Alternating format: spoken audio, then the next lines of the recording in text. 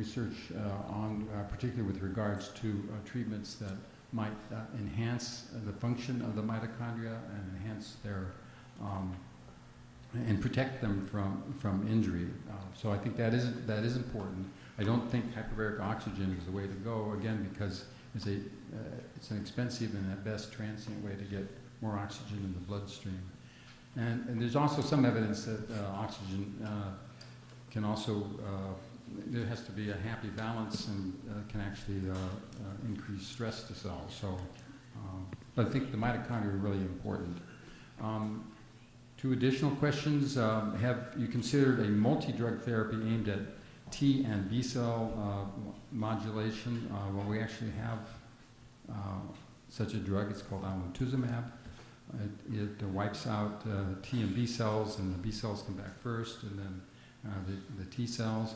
And the bone marrow transplant approach that Dr. Walbat mentioned also wipes those cells out. You know, the key point though is we need those. We have an immune system for a reason. It's to fight off infections and to fight off cancers. And so with MS, we have to, and therapies with MS, we have to strike a balance between modulating it and trying to control the disease-causing cells without wiping the entire immune system out, putting people prone for infections and cancers, particularly with long-term. And I think you want to do that, and then I can do this question. Well, you can finish. You want me to finish? I'll finish. I had he was so kind to pass this question to me, and then actually it's a very important question. And the question is: are there new ideas surrounding the cause of MS that have been uncovered? So we actually have made I think we've made great advances in better understanding the cause of MS. I think we understand that it's an inflammatory disease where the immune system is attacking the brain and the spinal cord.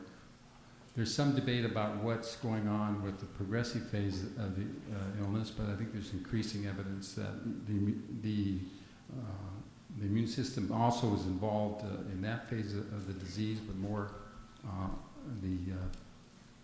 a part of the immune system that's intrinsic to the brain that gets turned on. But more importantly, the question is, why do some people develop MS and others do not? And we've made progress there. So first off, it's very clear that there are genes that are significantly increase the risk of causing MS. And there's over 200 genes that have been identified that influence the risk of MS. So you have to be genetically predisposed to it. We were hoping it would be a small number of genes, but it turns out it's a very large number of genes, but they've been discovered. And then it's very clear that there's something in the environment that, in susceptible individuals, triggers the disease. We believe that we've identified two things for sure. One is a low vitamin D, which is related to how far away from the equator you are. We've known for a long time that MS is more common in the northern latitudes in the northern hemisphere, and that's at least partly, we believe, driven by the low vitamin D levels because of the reduction in sun exposure. Another clear environmental factor that helps to trigger MS is smoking. So it increases the risk of developing MS. But there are undoubtedly other causes, and there's a lot of research going to look at the bacteria in the gut as a potential trigger for developing MS. With support from the Race to Race MS, we're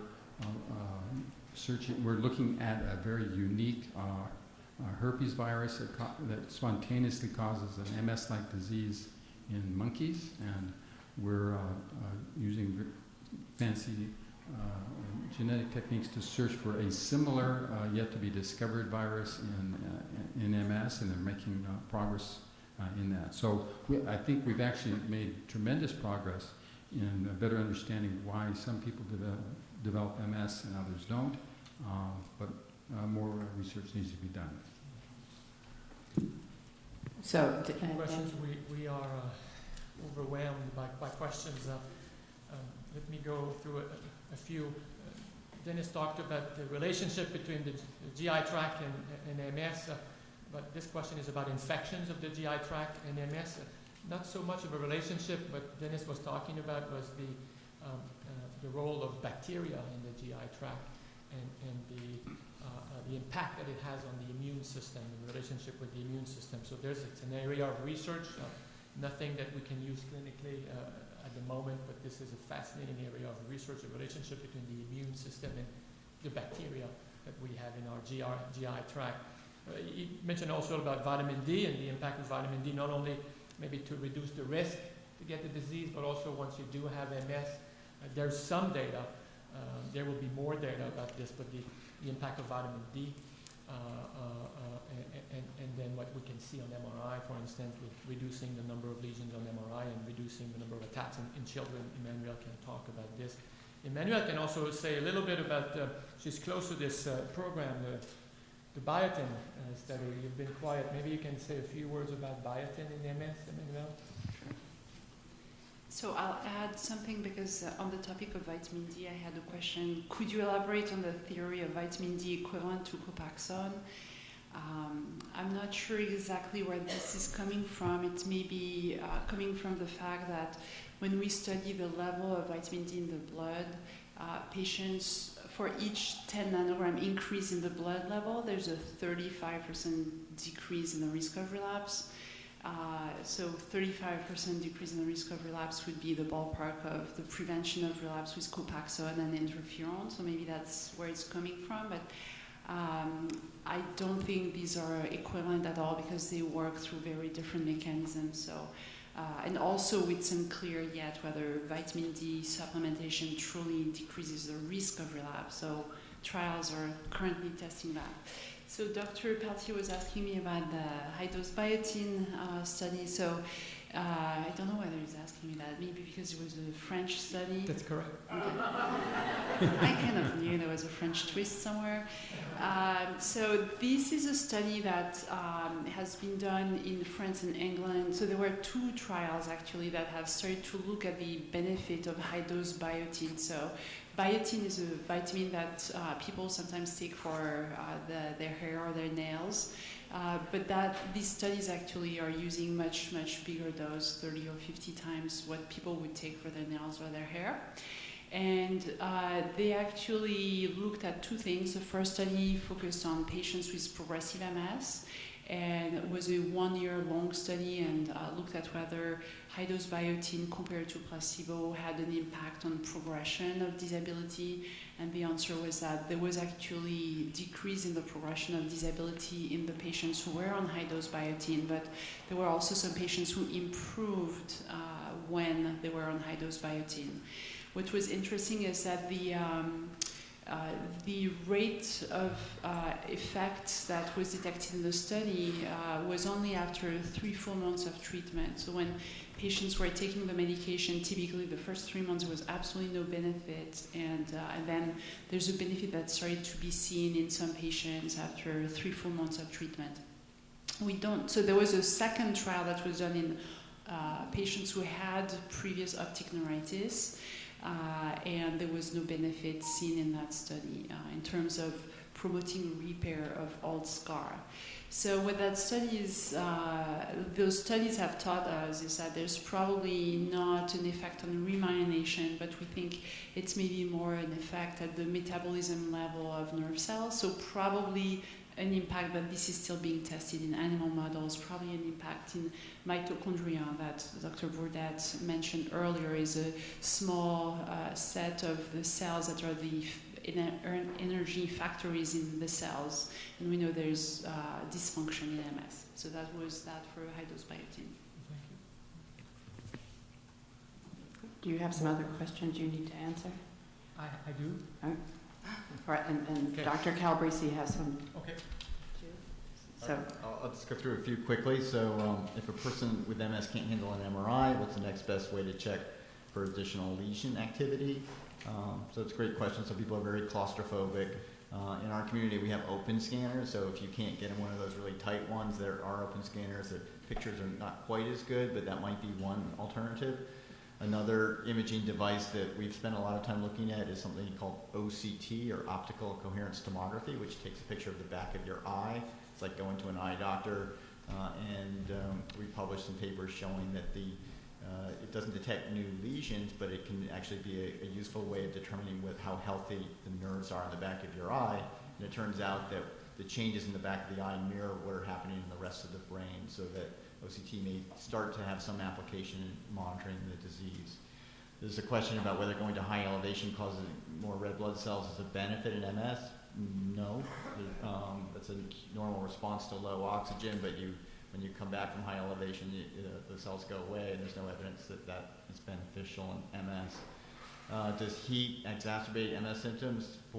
Yes, for a lot of people it does, not everyone. About 40% of people have extreme heat sensitivity, and so if you know you have that, Claudia can speak to this, that staying cool when you exercise is really important, staying well hydrated, and even after you exercise, your core body temperature can stay elevated for a period of time. So I have some patients who swim in a pool that's 80 degrees, and they're okay. It's when they go to the locker room and their core body temperature starts to elevate in that hot, steamy locker room. So stay cool even after you exercise. Should they avoid hot yoga? Yeah, if you're heat sensitive, probably. And also, you don't need to have room temperature water. There's no benefit to that, especially with MS. What's the connection between mono and MS? So for decades, we've known that about 99% of people with MS test positive for the monovirus with antibodies against it.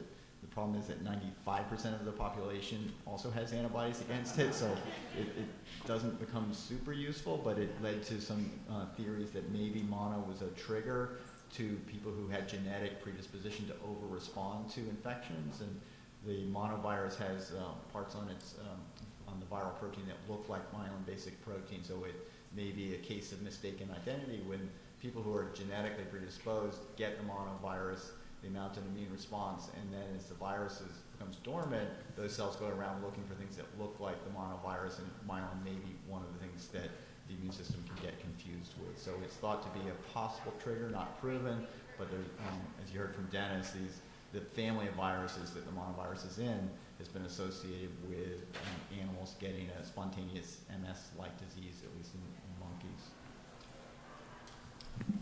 Dr. Waband has a few questions, and then we'll go to Dr. Pelletier.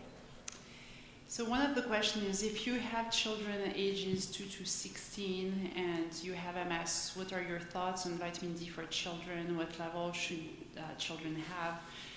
Blood levels for vitamin D? And there was another similar question. How should first-degree relative with children, first-degree relative of patients with MS with children receive preventive measures? So in terms of the vitamin D, there are recommendations from the College of Pediatricians that suggest that depending on the age, children should receive between 200 and 400 international units per day. These recommendations are actually fairly below what's probably impacting vitamin D levels, because in adults, those recommendations are about 800 international units per day, and with 800 international units per day, you don't change your level. So if you're low, you stay low. So in adults, it takes usually 4,000 to 5,000 international units of D3. In children, it really depends on their age. So we think that vitamin D may influence the risk to have MS, and so as a result, very often we offer parents who have MS to actually consider supplementation with vitamin D in their children. What's happening is that very often parents tend to forget to give the vitamin D to their children. That is recommended by pediatricians, actually. So I think it's probably important to do that when people are really concerned about that. I suggest, if the kids have a blood test, to check their vitamin D levels, 25 hydroxy levels. otherwise to basically double the recommended intake from the pediatrician. But we don't know whether this really influences the risk to have MS down the line for these children. We think it helps, but it's not been proven. So you don't want to give too much, because vitamin D you can have side effects of taking too much vitamin D. So you want to do that carefully under your doctor's supervision. The other thing that we may recommend for individuals who are at risk of developing MS because one of their parents or one of their siblings has MS is to, for example, try to avoid exposure to cigarette smoking, or if they are smokers, to actually stop cigarette smoking, because this may also increase their risk to have MS. So these are two things that are reasonably easy to do. We are not sure that it's having a direct impact, but we think it might, so why not if it's well tolerated. One of the other questions I have is about the indication of a hormonal association with MS, just thinking of the fact that there must be some association because of MS inactivity during pregnancy, and the answer to that is, well, this is absolutely true. It's been demonstrated. Pregnancy is a time during which MS is dormant. If you were able to remain pregnant at the level of the third trimester of the pregnancy for the rest of your life, you would not need any Tysabri or interferon. So it's not really practical, and there could be also some other side effects. It's a lot of stress having that many kids, too. And but this has prompted a lot of research, actually, because also we know that the 3 months after delivery is actually a period of risk of relapse. So overall, the pregnancy plus the postpartum, the risk of relapse is balanced out. There's decrease during pregnancy, slight increase after pregnancy. Compared to not having been pregnant, there's a neutral effect.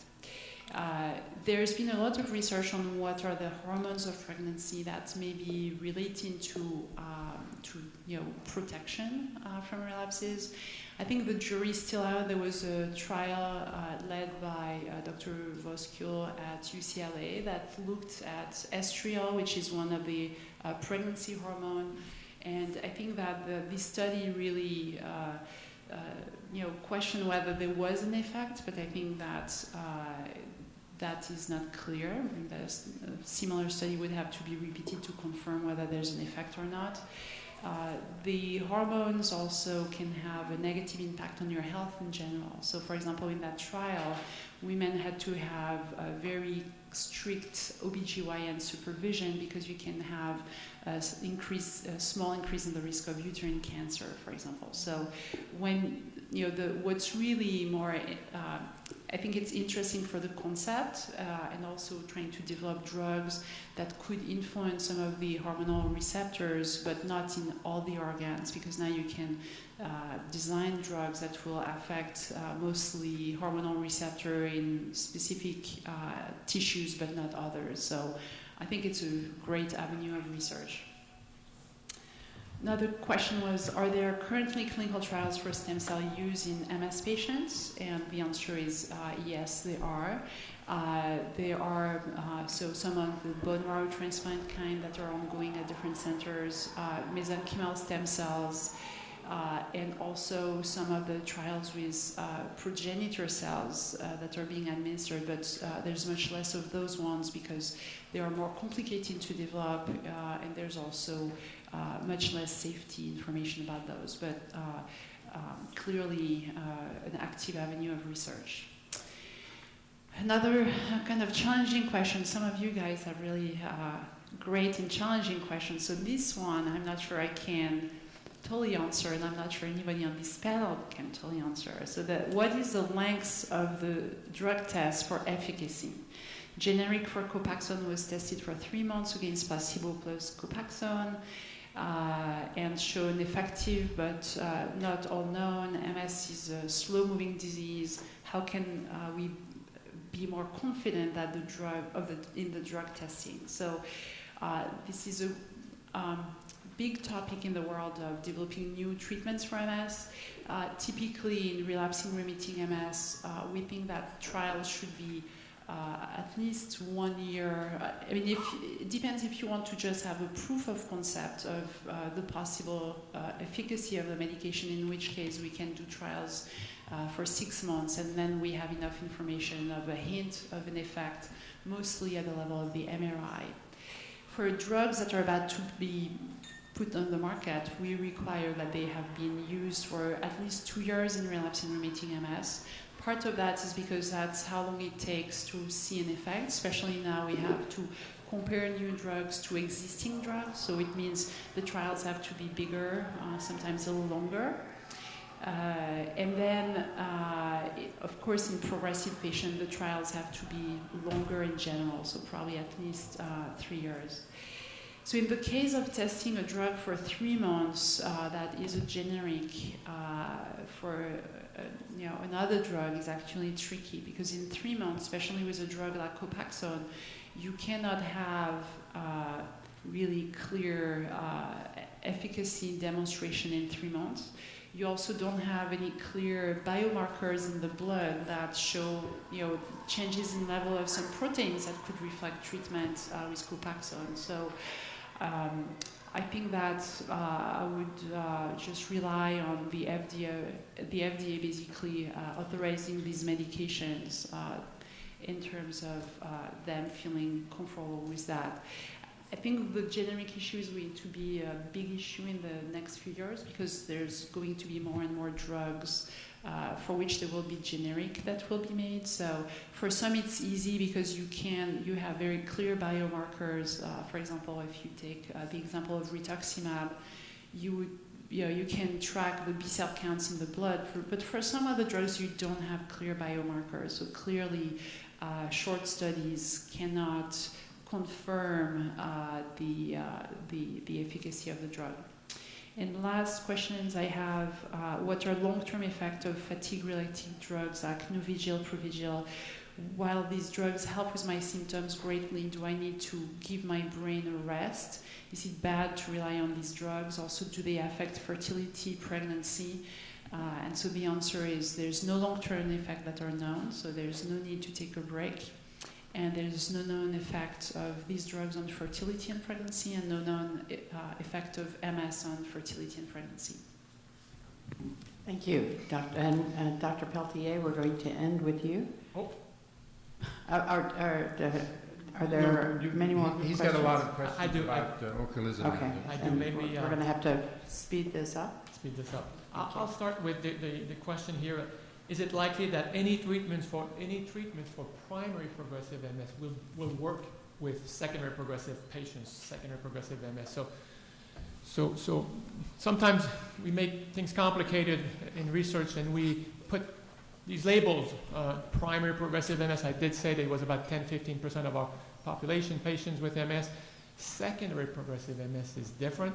It's the phase following relapsing remitting MS, so 15 years, 20 years of relapsing, remitting disease, and then people may accumulate disability. We typically call this phase secondary progressive. But in the clinic, more and more, and I think we would all agree that when we face progressive disability, when we see this accumulation of disability, we do want to help patients, and we do want to use the medications that we have currently available. In the context of Ocrevus or ocrelizumab, and I have questions about this, we are hopeful that this drug will be approved for primary progressive MS, but I can see some of us using this particular drug also in patients that we may call secondary progressive MS. We don't know for sure the difference between primary progressive MS and secondary progressive MS in terms of the biology, the pathology, and the genetics. But in the clinic, sometimes we want to make this a little bit easier in a way. So a drug like Ocrevus may actually be used in the context of secondary progressive MS. Speaking of Ocrevus, I had a lot of questions about its use. Again, we haven't used Ocrevus yet in the clinic because it's not FDA approved, but we've been using rituximab, like Emmanuel was saying, for a number of years. And there's a question about what's the difference between rituximab and Ocrevus. They're very similar in a way. It has to do with, if you look at how it's being manufactured, it's not exactly the same. It's an antibody, it's a monoclonal antibody, but the way we fabricate Ocrevus is different than rituximab. But the concept is about the same, as opposed to deplete all the immune system, killing all the cells.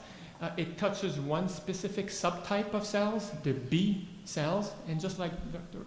Denis was saying, it's a great balance. We have to reach this balance of not shutting down the immune system, but just controlling it. So Ocrevus works as depleting B cells, the B cells in your blood, and then the B cells come back on average, maybe around 6 months, and then again we treat with this particular medication. So that's the mechanism of action we think. It's always more complicated than this, but it's a B cell depletion followed by a reconstitution of B cells. That's what I have. Safety. Safety, or a question about safety. The good thing about the use of rituximab is we have, in MS, we have some safety data for over a decade. We've been using Rituxan over a decade. It's also a B-cell depleter, like I said. It's fairly well tolerated. Ocrevus, we haven't seen PML. We haven't seen this brain infection that we fear so much. So we haven't seen PML in the context of MS. With Ocrevus, we haven't seen PML in the context of MS with rituximab. So it's overall, it has a great safety profile. Personally, I'll be paying attention to bladder infections with rituximab and Ocrevus. But other than that, I think the safety profile has been good. It's always a wait and see. We haven't used Ocrevus for decades, so it's always a wait and see. But so far, the experience with rituximab in MS has been favorable. Thank you. We'd like to ask Nancy something. I have a final question for Nancy. I admire how much you do and how energetic you are, and so I'd like to know, how do you do it? What's your secret? I don't know. So, I'm probably the luckiest person living with MS. I know I am so lucky. When I was diagnosed, I was quite terrified. I wasn't doing as well, but over time, I never smoke. I never drink alcohol. I never take drugs. I exercise. I don't eat anything insane. I never eat sushi, though. I don't know if that's anything wrong with sushi, but it just doesn't appeal to me. I think my glass is always half full and not half empty, and I'm really positive. And I talk to so many people with MS all the time, and you can always tell from that first phone call who's going to do well. And it's not scientific, so I don't want to say that it is, but the better attitude you have, the more positive you are, the more you keep planning your life, whatever that may be, and living your dreams, and reaching for the stars and doing everything you want to do, and not making MS the reason that you can't live your life, I think is really important. I know other people have various, disabilities, and I totally respect that, but I feel like no matter where you are in life, you have to be positive, whatever that means to you. And I had this crazy idea of trying to find a cure for MS, and here we are today, and we are going to find a cure for MS, and so you're making me feel better. So thank you.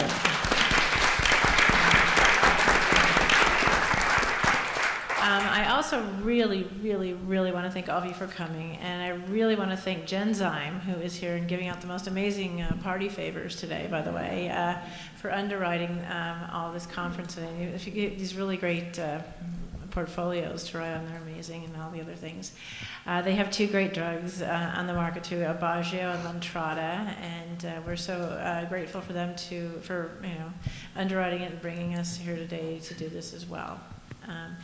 So we would love anybody who wants to become involved in the Race to Race MS. It's coming up May 3rd, but we start preparing right away. There's so much to do.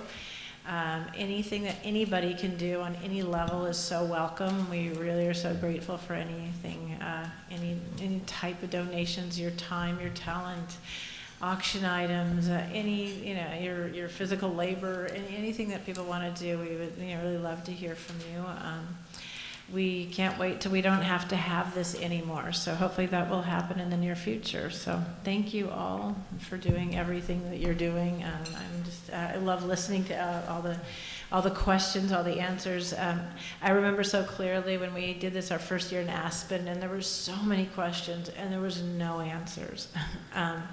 It's frustrating knowing which medicine you should go on, what's going to be best for you. I remember not too long ago when there was no medicine and there was no options and there was no talking about the side effects because there was no medicine. So it's really important to empower yourself, make the best choices for yourself. If you have more questions today, feel free to come ask any of these wonderful doctors that are here their opinion on things, and always ask people. I think second opinions are one of the most important things you can ever get in life because no two people have the same MS. So thank you. Back to Claudia.